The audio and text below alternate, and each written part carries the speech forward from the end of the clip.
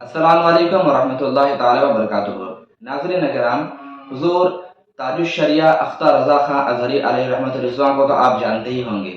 آپ کی شخصیت دنیا میں ایسی عظیم الشان شخصیت ہے کہ جنہوں نے دنیا کو یہ منوا دیا کہ حضور اعلی حضرت رضی اللہ تعالی عنہ نے دنیا میں کچھ چھوڑا یا نہ چھوڑا، لیکن اپنے علوم کے وارثین کو ضرور چھوڑا۔ آپ کے علوم کے وارثین میں ایک اہم وارث، ایک بڑے وارث جن کو دنیا تاج الشریعہ اختر رضا خان اظہری کے نام سے جانتی پہچانتی ہے۔ ان کی وہ عظیم الشان ذات تھی جن کے بارے میں بڑے بڑے علماء کرام، خواہ عرب کے ہو خواہ عجم کے ہو، انہوں نے ایسے تاثرات پیش کیے کہ جو بیان کرنے کے قابل ہے۔ اسی کے پیش نظر آج ہم کچھ بڑے بڑے علماء کرام کے تاثرات پیش کرتے ہیں کہ انہوں نے حضور اختر رضا خان اظہری عرف تاج الشریعہ علیہ رحمۃ الرضوان کے بارے میں کیا کہا۔ آپ بھی ملاحظہ کرتے چلے، کیونکہ بزرگوں کے زبان سے نکلی ہوئی باتیں بھی دعائیہ جملے ہوا کرتے ہیں۔ سب سے پہلے حضور مفتی اعظم ہند علامہ مصطفیٰ رضا خان علیہ رحمۃ الرضوان نے حضور تاج الشریعہ کے بارے میں ارشاد فرمایا، اختر میاں اب گھر میں بیٹھنے کا وقت نہیں ہے، یہ لوگ جن کی بھیڑ لگی ہوئی ہے کبھی سکون سے بیٹھنے نہیں دیتے، اب تم اس کام کو انجام دو، میں تمہارے سپرد کرتا ہوں۔ لوگوں سے مخاطب ہو کر سرکار مفتی اعظم ہند نے فرمایا، آپ لوگ اب اختر میاں سلمہ سے رجوع کریں، انہی کو میرا قائم مقام اور جانشین جانیں۔ سبحان اللہ۔ سرکار مفتی اعظم ہند علیہ رحمۃ الرضوان نے اپنی حیات میں ہی حضور تاج الشریعہ علیہ رحمۃ الرضوان کو اپنا جانشین قرار دے دیا، اور لوگوں میں اعلان بھی کر دیا کہ اب کوئی مسئلہ ہو، اب کوئی بات ہو تو سرکار تاج الشریعہ کی بارگاہ میں رجوع کرے۔ سیکنڈ نمبر پر حضور قطب مدینہ علامہ ضیاء الدین مدنی علیہ رحمۃ الرضوان کا تاثر۔ یہ وہ ذات ہے کہ جو حضور اعلی حضرت رضی اللہ تعالی عنہ کے خلیفہ بھی ہیں، جنہوں نے 75 سال مدینہ شریف میں زندگی گزاری اور 65 بار آپ نے حج ادا کیے۔ اتنی بڑی شخصیت ہے۔ انہوں نے تاج الشریعہ علیہ رحمۃ الرضوان کے بارے میں لکھا، حضور قطب مدینہ علامہ مفتی ضیاء الدین رضوی علیہ رحمۃ الرضوان آپ فرماتے ہیں کہ مجھے میرے مرشد حضور اعلی حضرت رضی اللہ تعالی عنہ سے جو کچھ ملا، ان خانوادے کے شہزادے مولانا ابراہیم رضا خان، مولانا ریحان رضا خان اور مولانا اختر رضا خان کو میں نے عطا کر دیا۔ سبحان اللہ۔ یعنی حضور اعلی حضرت کی بارگاہ سے جو فیض، جو علم حضور قطب مدینہ کو ملا تھا، آپ نے سارے علوم کو اس خانوادہ کے شہزادوں میں منتقل فرما دیا۔ سبحان اللہ۔ اس سے آپ اندازہ لگا سکتے ہیں کہ حضور تاج الشریعہ کے پاس جو علم تھا وہ بالواسطہ حضور اعلی حضرت کا ہی علم تھا جو آپ کے اندر اللہ نے ودیعت فرمائی تھی۔ حضور سید العلماء علی مصطفیٰ برکاتی مارہروی رضی اللہ تعالی عنہ، یہ وہ عظیم ذات ہے جو خانقاہ مارہرہ شریف کے عظیم بزرگ گزرے ہیں۔ انہوں نے سرکار تاج الشریعہ کے بارے میں فرمایا کہ حضور علی مصطفیٰ برکاتی مارہروی علیہ رحمۃ الرضوان نے حضور تاج الشریعہ کو تمام سلاسل کی اجازت اور خلافت عطا فرمائی اور دعاؤں سے بھی نوازا۔ یعنی حضور علی مصطفیٰ برکاتی مارہروی جو خانقاہ مارہرہ شریف کے عظیم بزرگ ہیں، انہوں نے تمام سلاسل کی خلافت اور اجازت بھی سرکار تاج الشریعہ کو عطا فرما دی۔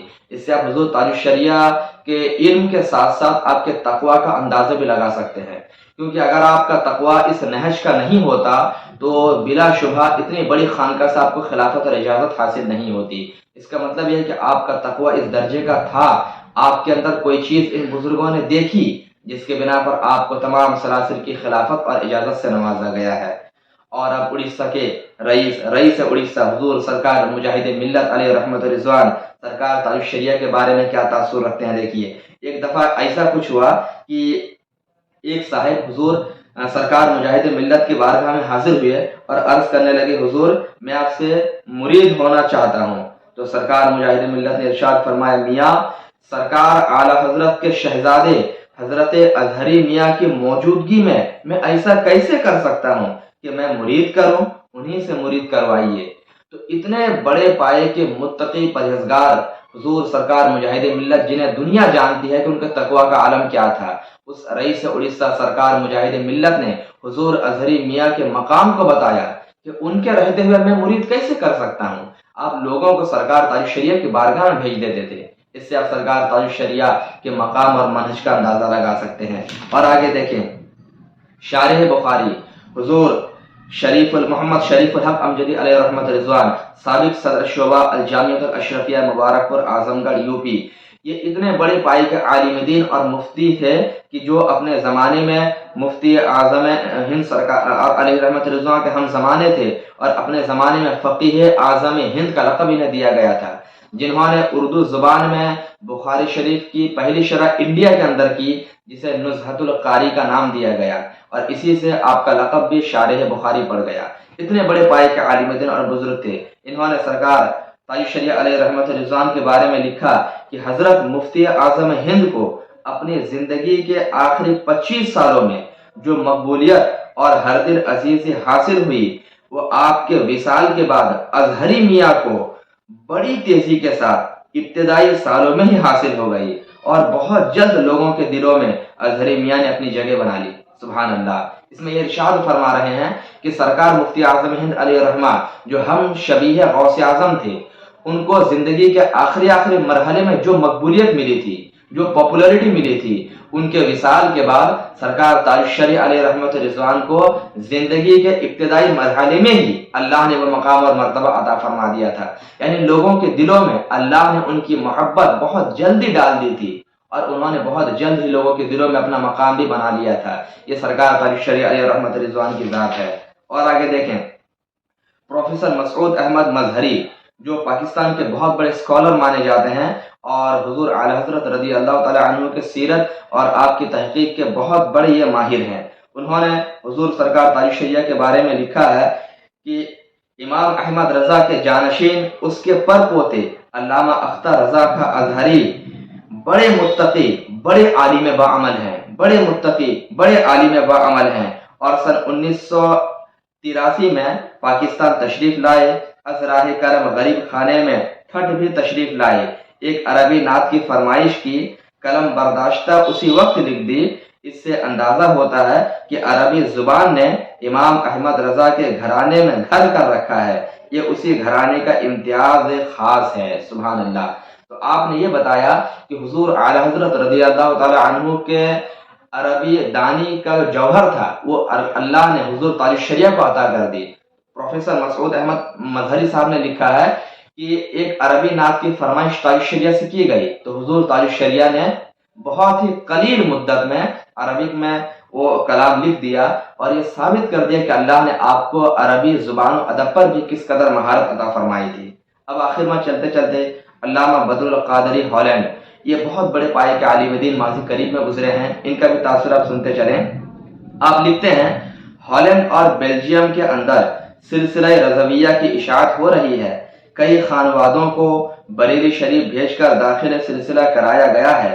بعض لوگوں نے حرمین طیبین کی سرزمین پر جانشین مفتی اعظم حضرت علامہ مفتی محمد اختر رضا خاں قادری دامت برکاتہم العالیہ کے دامن سے وابستگی حاصل کی ہے، اور ایک بار کے سفر ہالینڈ کے دوران حضرت جانشین مفتی اعظم نے قادریت رضویت کے انوار سے اس خطۂ تاریخ کو خود رونق بھی بخشی ہے۔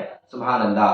تو حضور تاج الشریعہ کا جو سفر ہوا کرتا تھا، تبلیغی سفر، وہ فقط انڈیا کے اندر نہیں بلکہ آپ دنیا کے خطے خطے میں جاتے تھے، تاکہ رضویت کی روشنی کو اور رسول اللہ صلی اللہ علیہ وسلم کے علم حدیث کی روشنی کو دنیا بھر میں پہنچا سکے۔ اسی مقصد سے آپ ہالینڈ، بیلجیم جیسے آؤٹ آف انڈیا بھی جاتے تھے، اور وہاں جا کر بھی آپ مسلک اعلی حضرت کے ترجمانی فرماتے تھے، اور لوگوں کو صحیح راستے پر چلانے کی اور چلنے کی ترغیب بھی فرماتے تھے۔